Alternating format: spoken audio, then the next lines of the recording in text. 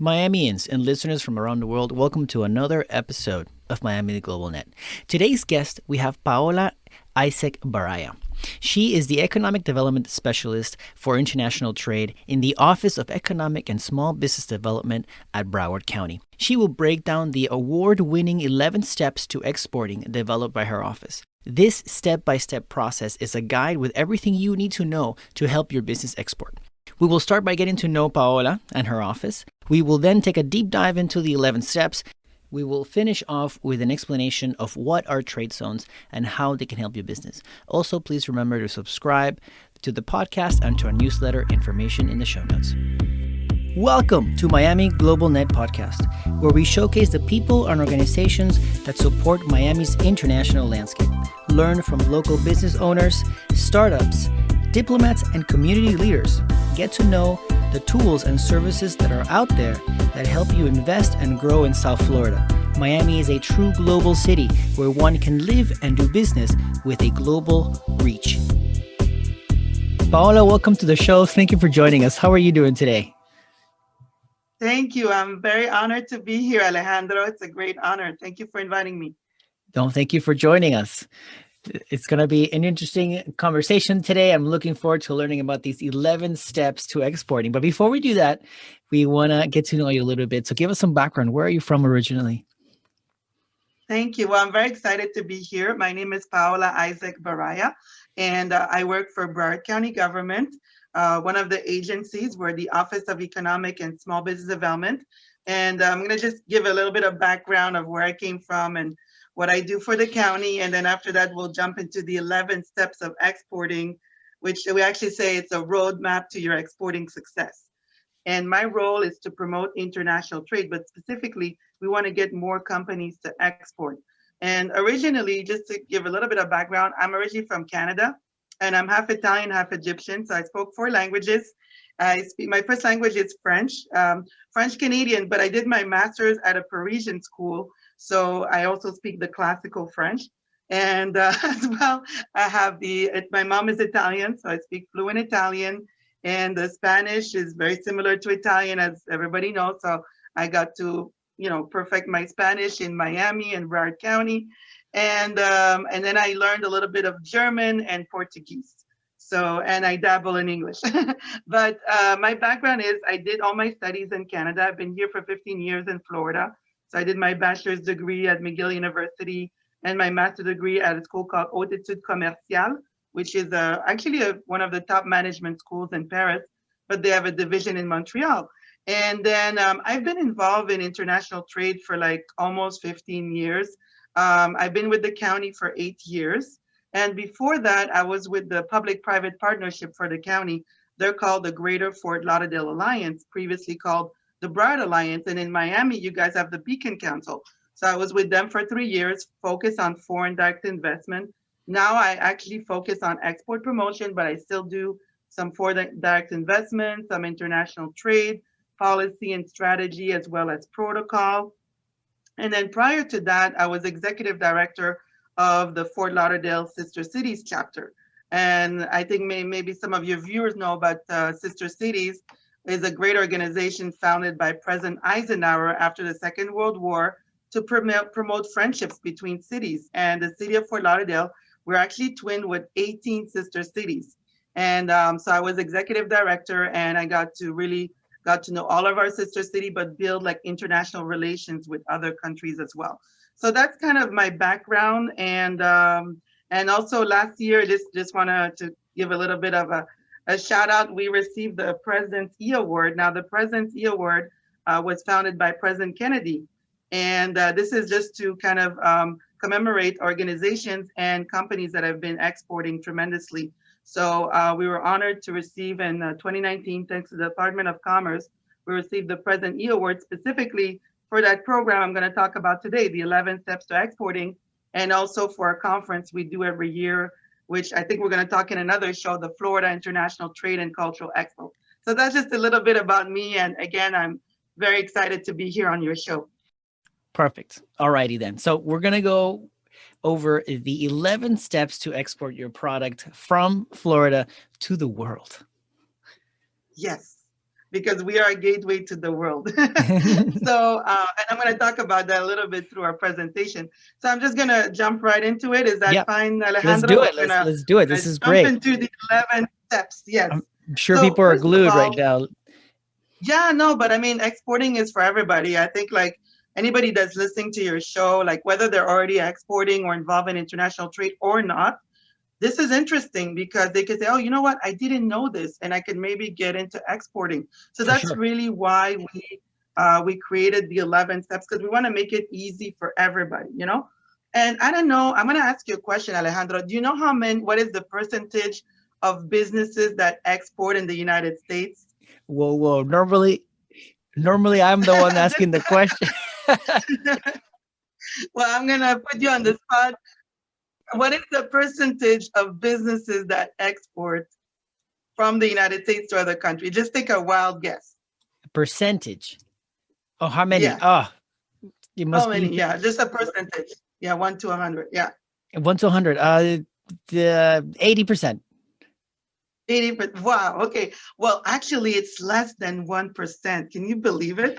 So, really, this is nationwide, and the United States, we're really trying to push exports because that's really good for our economy, So, so this is why, again, another reason why we're doing this. And also, if you have in your audience small businesses, like 20 employees or less, actually, 98% of companies that export are small businesses. So, it's not just for the big corporations. Even small businesses can get into exporting. They don't have to feel intimidated. And that's what we're here for. I forgot to mention at the beginning, I'm actually with the Broward County Office of Economic and Small Business. And we offer a lot of assistance to the businesses here in Florida, precisely in Broward County. But even if they're not in Broward County, they can call us and we can connect them with our sisters in Miami-Dade or Palm Beach or wherever you are with Enterprise Florida. So, but basically, one of the services that we offer is export assistance. So that's why we have this education program. And at the end, I'm gonna, let people know how they can get involved. But right now, basically, I also wanted to say that 95% of the purchasing power is outside the United States. So, when we are in difficult times, especially like now with COVID or a recession, businesses are suffering right now, as we know. So, and people say, well, is international trade suffering? Yes, it is. But you could be creative. Right now, e-commerce is booming. So you could really be creative. It's just the way that the consumer behavior has changed. So when you think 95% of the purchasing power is outside of a country, that's when you realize how important it is to export. Also, South Florida, including Miami, Broward County, Palm Beach, we are really a door of entry and exit for the United States. If you actually look at a map of all the Americas, from like Canada to South America, we are really in the middle. Imagine the strategic geographic location that we have. And that's why people that live here, they know we represent a gateway to the world. And of course, yes, we are a gateway to Latin America and the Caribbean because they're the closest to us, but we also are a gateway to the world. So there's another reason why companies, they have no reason not to get into international trade. And we have access to 3 major ports, seaports, and 3 major airports. And, here in Broward County, we have Port Everglades. And Port Everglades really, right now, we're #1 in revenue. We definitely serve all of Central America. So there's a lot of potential to trade through Port Everglades. I know there's another great port in Miami, Port Miami, and the Port of Palm Beach, and there's a lot of great ports in Florida. But Port Everglades, if anybody interested that's listening want to work with us, the county owns Port Everglades and also the Fort Lauderdale Hollywood International Airport. So we're here, we have all the logistic capabilities. And just a little side notes, our port is dredging for the post-Panamax ships. So we're going to be ready soon to receive the post-Panamax ships. Also, we added additional berths and we have the intermodal connection where we can bring products from 1 to 7 days to reach 70% of the US population. So logistically, we have all the resources. Go ahead. I think you have a question, Alejandro. Yes. What is a Panama? You said a Panama clip? Post-Panamax ships. So basically, a lot of the cargo ships that were coming The into our ships. ports, the ships, the container ships, container cargo, were of a certain size. But now that they're expanding the Panama Canal, the ships are going to be much bigger. So, Port Miami, Port Everglades, we're dredging to become deeper so we can accommodate these post-Panamax cargo ships. And also, we have the foreign trade zones, which I'm not going to jump into it right now. We're going to go into 11 steps quickly so that people can, get in and, get the gist of how to export. And then I'm going to talk at the end on how they can reach us. And I'm going to talk about foreign trade zone because that's another really great tool that is available in South Florida and in Broward County. But now let's get to the 11 steps and let's get to step one. What is step one? Okay, so whether you're already exporting or you're new to exporting, the question you need to ask yourself is, am I export ready? Because basically, there's some things that you need to prepare to become export ready. For example, there's a lot of planning and research involved. I don't want to intimidate people, but definitely you need to see if exporting is really for you, because exporting is going to require time, it's going to require money, and it's going to require as well travel. I know now it's difficult to travel, but these are all considerations to have. And then what happens is, I'm not going to go into all the questions right now, but if there's anybody listening and they want to know, like, how do I determine if I'm export ready? So there's some questions that the Department of Commerce has developed to ask yourself if you're export ready. And I'm going to go through a couple of the questions. There are a total of 9 questions. So we're not going to go into all of them because we have a limited time, but I'm just going to give some of the major considerations to know if we're export ready, So basically, does your company have a product or services that has been successfully sold in the domestic market? So before you jump into international market, sometimes you meet companies and they're really like startups. They haven't really kind of got the way of the land here in the US. We have to see if a company has sold in the domestic market because, like I said before, there could be some example where, you're a startup and then already you're successful in other countries. That's fine. But if I get a lot of companies coming to see me and they're really at the startup phase. And so they're not really ready. They haven't really kind of had their business plan properly in place, all the things, and they haven't really sold in the domestic market enough to feel comfortable in going into international markets, So international markets should, typically would be a second phase. First, you'd have to be comfortable with the domestic market. So that's one thing we look at, because when we meet with businesses here, I have to evaluate if they're export ready before I recommend them to Enterprise Florida, which is the state of Florida economic organization. And I probably had somebody on your show from there that offers additional services, trade grants on how to sell, how to export all over the world. And as well, if I want to refer them to Department of Commerce, because they have other great programs for matchmaking. So we try to evaluate if a company is export ready, but I don't want to dwell too much into that right now. I'd like to go right away to step 2, because we're going to go into more exciting stuff like, where do I find my clients? That's more exciting, So, okay, now you say, yes, I'm ready. Okay, so if you're ready, and then also the companies can come and see us to find out if they're ready or not. I'll give my contact information at the end. Step 2 is creating an export marketing plan and budget. So the next step, okay, you're ready, but you want to be more strategic. So for example, we give out samples of export plan, and then a company can do their own export plan. We can guide them through doing their export plan.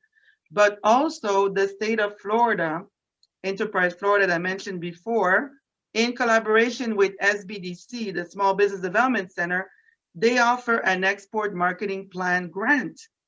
And so if there's anybody that's listening that is a Florida manufacturer, or it could be a product or a service, and if their product is produced in the state of Florida and it's at least 51% US content, and they're relatively new to export, and they have 5 or more full-time employees, they make sales of 10 million or less, well, 500,000 to 10 million, we can qualify them to get this grant. So what does this grant mean?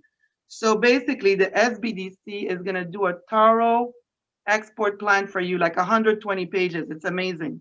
They're going to look at all the best markets. They're going to do like, what is your market strategy to go in international markets, what you need to know, the regulations.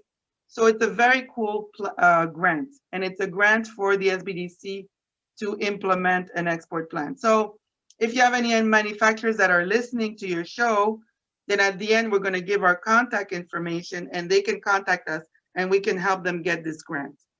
How about we do a plug-in right now and we get your information now just in case? I'll put the information in the show notes so people will have access to it directly. Probably that's the best thing. Yeah, I can give my email, our website, and my phone number on how I'll add people it can there. reach me. Okay, awesome. Thank you so much. Now we're at step 3. So step 3 is actually the most exciting because it's like, where do I find the international opportunities? That's what everybody wants to know, actually. How can I find international clients?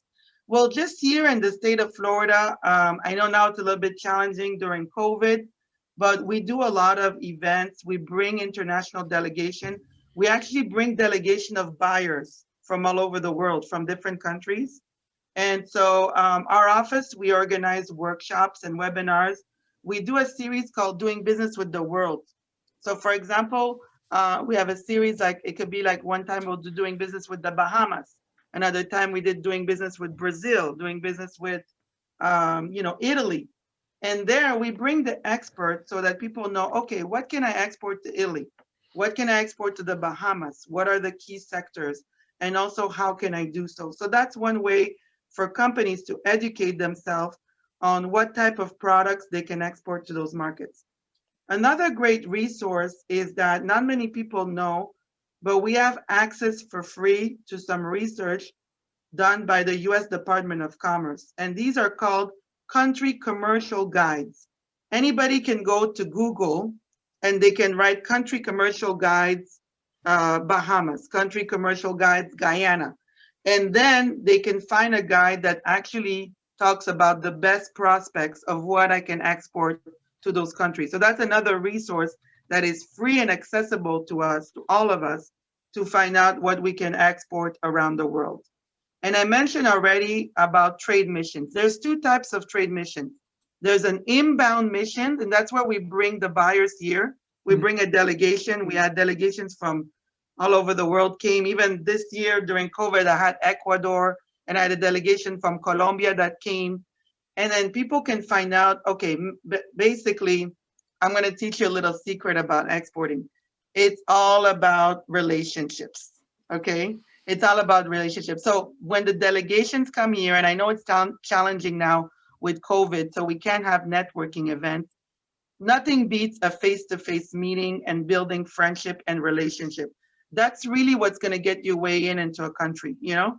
So, so basically bringing these delegations here is very strategic and key for us, for Florida.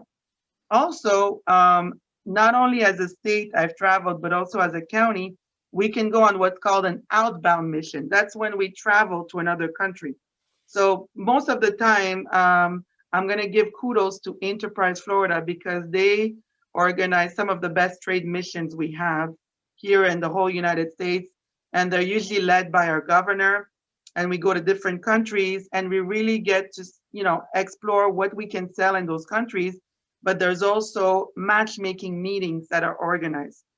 So this is probably the last point I want to make about international opportunities is that the US Department of Commerce offers a program called the Gold Key. So what is the Gold Key? The Gold Key is, I'm going to match you with your dream customer, basically. It's really amazing, but there are some requirements. You have to be a manufacturer, you have to be a US manufacturer, and your product has to be 51% US content. Now, the third requirement is to be export ready, but that's fairly easy because you can come and see us or any organization and you can get export ready, and then you can take advantage of this program. And it's really great because the US Department of Commerce under the US Commercial Service they have locations all over the world in the U.S. embassies. And the specialists in the U.S. embassies, the specialists and the commercial attaché, they're the ones who, let's say I go to Mexico and I'm like, well, I want to sell my products to Walmart Mexico. So really, if the U.S. embassy calls Walmart, definitely, you have more chances of getting a meeting with Walmart than if you would do it yourself. So it is really a great program. So these are just some examples of how to tap in some international opportunities. Now you can also reach out to chambers of commerce. We here in Florida, we're very lucky because we have a lot of consulates. Everywhere. We have binational chambers of commerce. We have a great network, and I know you've had many on your shows. And we also have what's called AmChams. And AmChams are American chambers of commerce, but they're actually based in the country. So there's like, for example, in Colombia, they have AmCham Bogota, or they have AmCham Dominican Republic. And they're there to help American companies sell in those countries. So anybody can also find the contact information for AmCham by Googling it. And it's really AMCHAM, AmChams. So that's another great resources on how to get international opportunities. And then last but not least, I'm not going to talk too much on this show, but we have a conference that the county organized, and it's been 5 years, the Florida International Trade and Cultural Expo, which we also called FITSE. Last year, we brought 60 countries. We brought former presidents from Latin America. We had the former president of Ecuador, of Uruguay, of Costa Rica, and we bring delegations of buyers from those 60 countries. And it's like a 2,000 people conference, and there's a World Expo. So this is a great opportunity to build relationships, as I mentioned before. We can't announce yet because due to COVID. We'd like to have it this upcoming year, 2021, but I can't officially announce it yet because we're still evaluating the county if we'll be able to do it towards the end of the year, basically. But it's still a little bit early. But as soon as we know, I'm going to reach out to you, Alejandro, because we want to invite everybody to this conference. We want to do a show on the conference too, to break it down and tell people what they can expect. Exactly. So I'm very excited. And so hopefully we'll get to have it, and I'll come back on the show and we'll talk about the conference as well.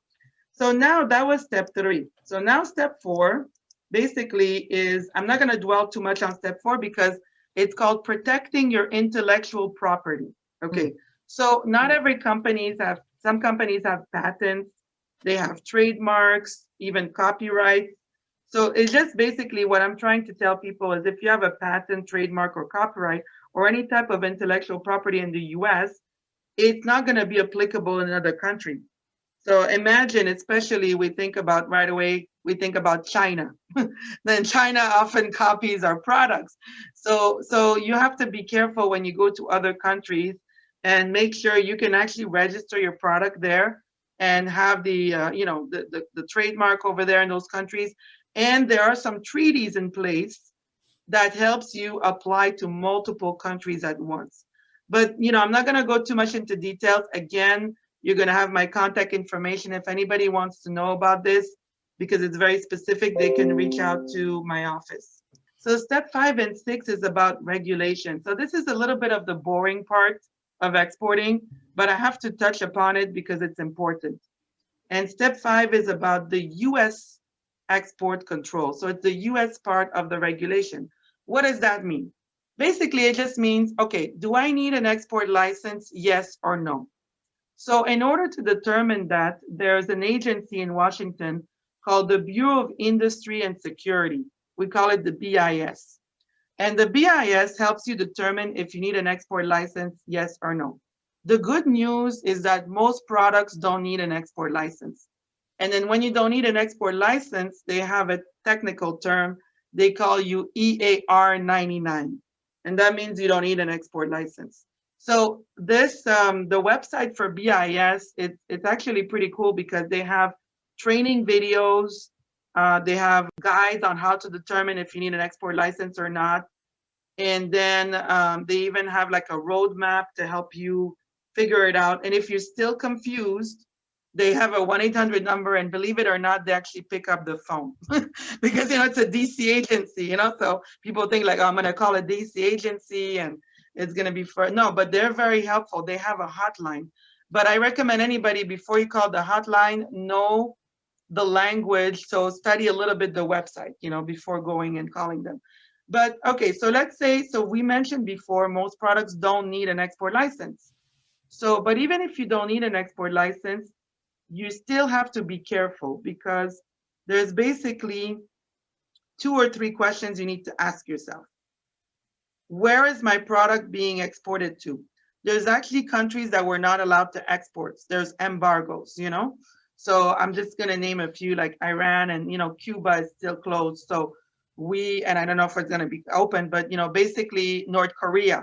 So these are countries we're not allowed to export at all. And the thing is, I have to warn businesses, because if your product ends up there, you can get a fine and even jail time. So it's important to know where your product's being exported. And then, for example, you can export your product to Peru, and the next thing you know, it's in Iran, and you didn't even know about it. So that's why also our office, when we do our training seminars on this, we tell companies they could put a disclaimer on their invoice and their emails to say that they follow the US export controls. But again, I'm not going to go too much into details, because it can get very specific. Now, also, you ask what country, if I'm able to export, yes or no, if I'm authorized. But also, who is the end users? There's lists of people. And, we think about what happened with 9/11. There's lists of people we're not allowed, they're blacklist. We're not allowed to sell to them. So, even a company has to be cognizant to go over these lists and make sure they're not selling to the wrong people for the for the end user and also the end use. And these measures have been put in place by the US government. This is again to protect us, to protect our country from any terrorist attacks or anything like that. So that's the US export control, and anybody can go to the website of Bureau of Industry and Security. Now, for the foreign regulations, those vary per country. And I don't know if you remember at the beginning, Alejandro, I talked about the country commercial guides. When you go to the country commercial guides, that's a free guide from the Department of Commerce, which people can find online on Google if they Google it. They can also see in every guide that's going to talk about the regulations for every country. So that's a good starting point to see, like, okay, in the Bahamas, what are the regulations for me to bring my product into the Bahamas? And then from there, if they need more assistance, again, we have our office, we have Enterprise Florida and Department of Commerce that can be of assistance. And that's why we offer, actually, this is why we offer those classes, the Doing Business with the World, because we really want people to understand the regulations in every country, not just the opportunity, but also the regulations, So that's about the foreign regulations. Step 7 and 8. Okay, so step 7 is about shipping and logistics. So at the beginning of the show, I talked about the ports. So we're very blessed here in South Florida because we have amazing ports that can get your products anywhere around the world. What you need to know as a 101 on shipping and logistics is you need to know what is an HS code. Every product has a code that helps the product being identified all over the world. And it's called the Harmonized System Code, Schedule B. And the Schedule B number is a 10-digit number. It's used in the United States to classify physical goods for exports to another country. And the Schedule B is based on the International Harmonized System, HS, of 6-digit commodity classification code. So it's just basically a code that identifies your product. Now, the US Census, they have a website, and maybe, we could share some of these links on your, when you put my contact information, because the US Census has actually a website where you can find what is your HS code. It's very cool. You just put a keyword, like for example, aircraft parts and engine. And then it asked me a few questions. And then finally, I found out that 88 is the HS code for the aircraft part and engine. Actually, it's the part for the propellers and the rotors of an airplane. So this tool is very practical and it helps you find your HS code. Now, even if you do the research yourself, you always want to validate it with an expert. And that's why here in Florida, we have freight forwarders and they can help you with that. And we're also very lucky because we have the Florida custom brokers and Forwarders Association. They're in Miami, and they can help you find a freight forwarder to help you export your product all over the world.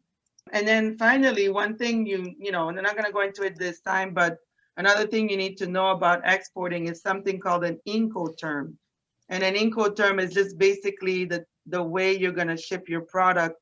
So you could do like FOB Miami, X Works, and that's where, do you take more responsibility as an exporter, or the importer receiving your product has more responsibility? So this is a topic in its own, and I know we have limited time, but again, we'll put some interesting links that I'm going to share with you if you want to share with your audience, and they can get information on HS code and Incoterms.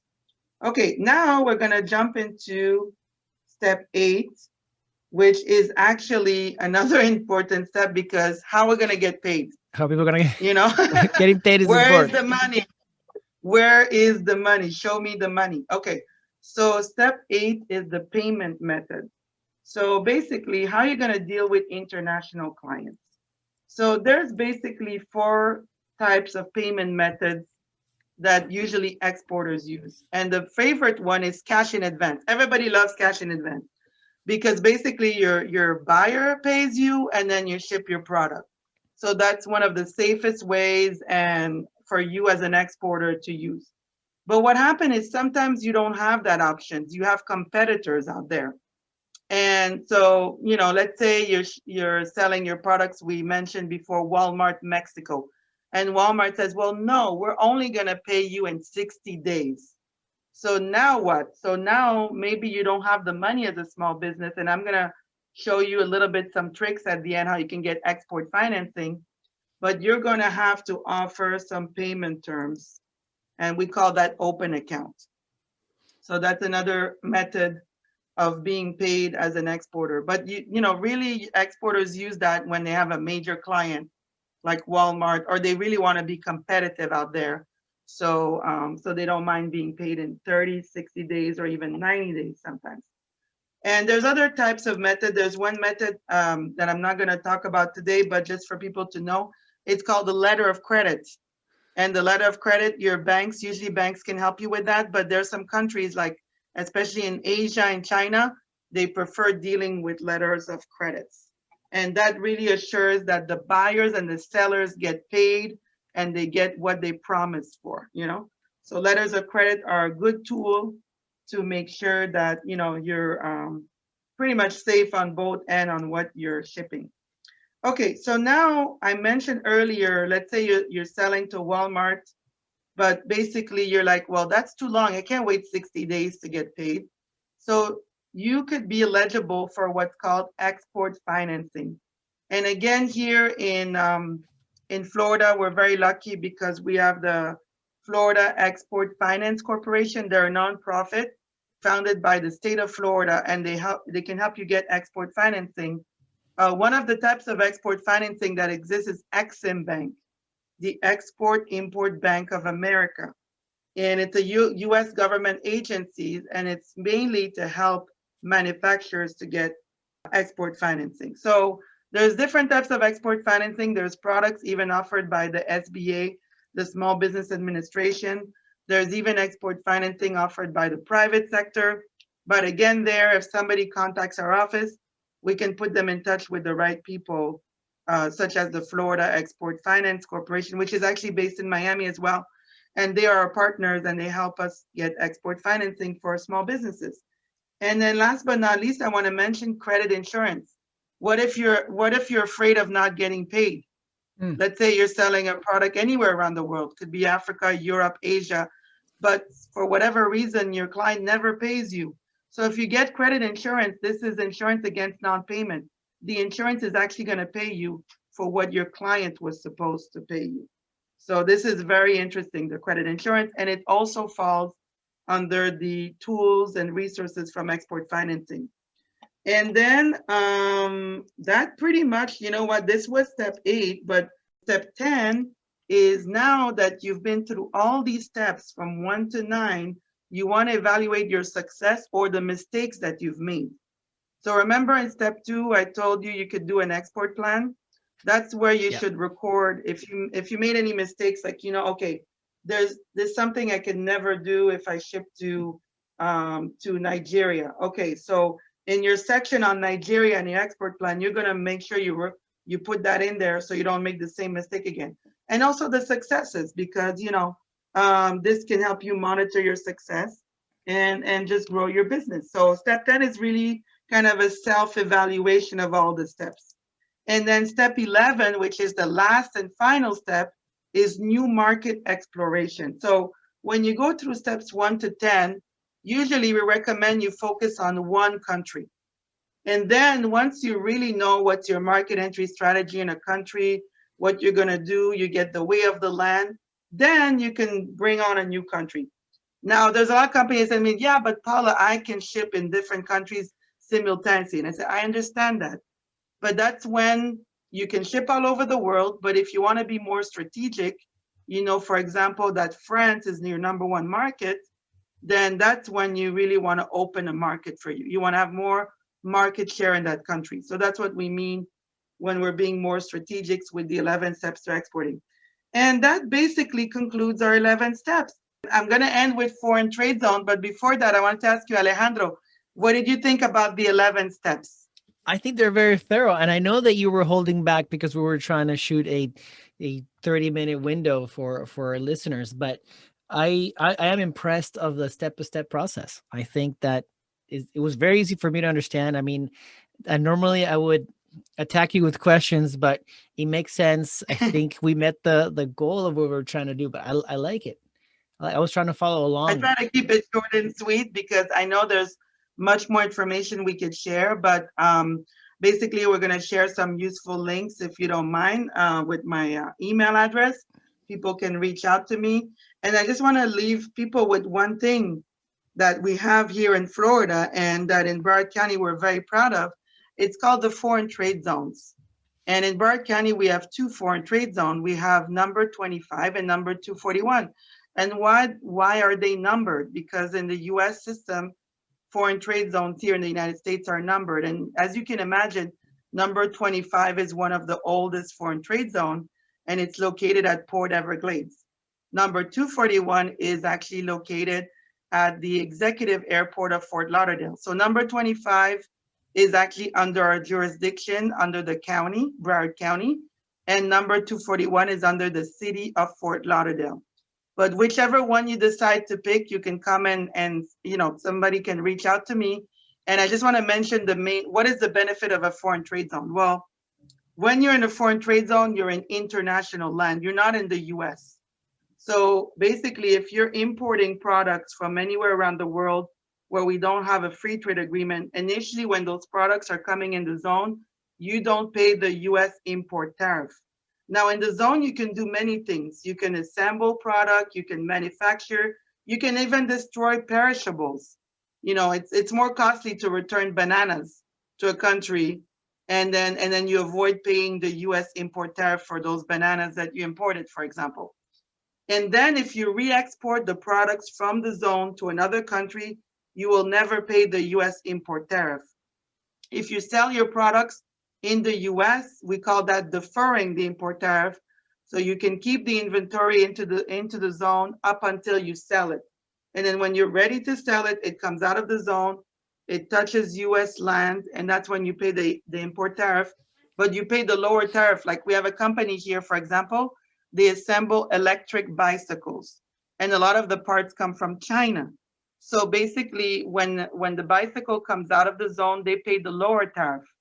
If the part is lower, they'll pay just the tariff for the part, or they'll pay the tariff for the entire bicycle. So this is really the benefits of foreign trade zone. And the beauty of it is in Broward County, anywhere you are in the county, we can designate as a foreign trade zone. So it doesn't matter if you're in Miramar, Plantation, we have 31 cities here, and we can go there with our port and we can designate and activate your site as a foreign trade zone. So that's another great tool Oh for wow! exporters and importers as well. Yeah. So I thought it was in a designated area that you needed to be in. So I could have a No, factory anywhere in Broward. You can come and designate it a foreign trade zone.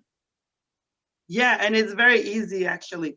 Like with the port, like, I'm just going to give the example of Port Everglades.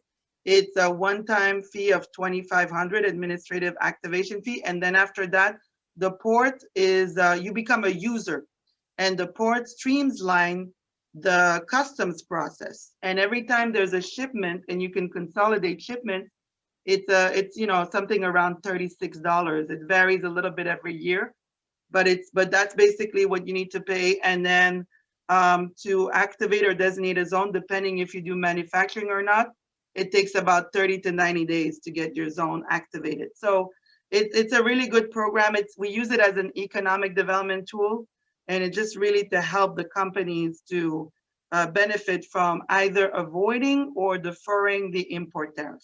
Yeah. So the foreign Mhm. trade zone then helps a lot of importing companies that want to come to the United States. But also as a company here, I could also use them, like in the case of the bicycles, right? I could be an American Florida company Yeah. that brings all my parts from all over the world, assemble them in the trade zone, in the foreign trade zone, and then sell them to Americans. Exactly. Whether you're already a company here in the United States, in Florida, you can get actually you can get an area, not your whole. Let's say you have a warehouse, you can get one part of your warehouse designated and activated as a foreign trade zone. And we guide you through the process. The port, we do the analysis. First of all, we try to figure out if it's even worthwhile for you to activate or designate a foreign trade zone. If it is, we do a return on investment analysis.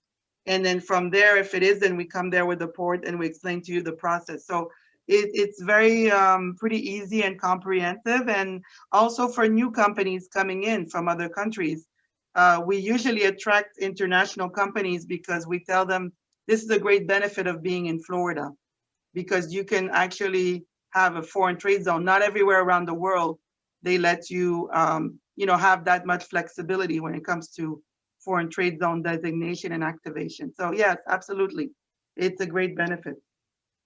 Awesome. Mhm. So the 11 steps, just a little rundown, are for companies here in Florida that want to export to the world. You can count on the team here with Paola to help you through the process if you want to export.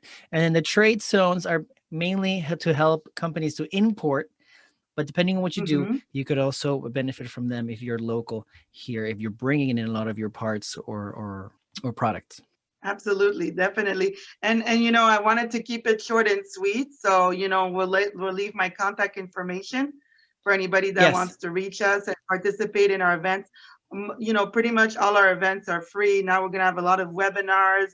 And then once we're able to actually host live in-person events again, then we look forward to inviting everybody. And hopefully when we do the conference again, we're going to come back on your show and tell them about how they can participate.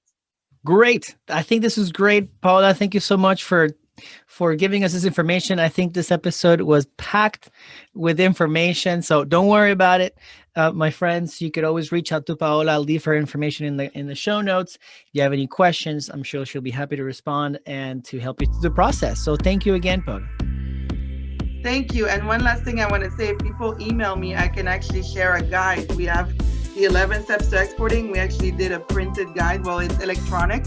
So if people send me an email, I can share it with them. So it will be my pleasure. So we'll leave my contact information. And again, thank you, Alejandro.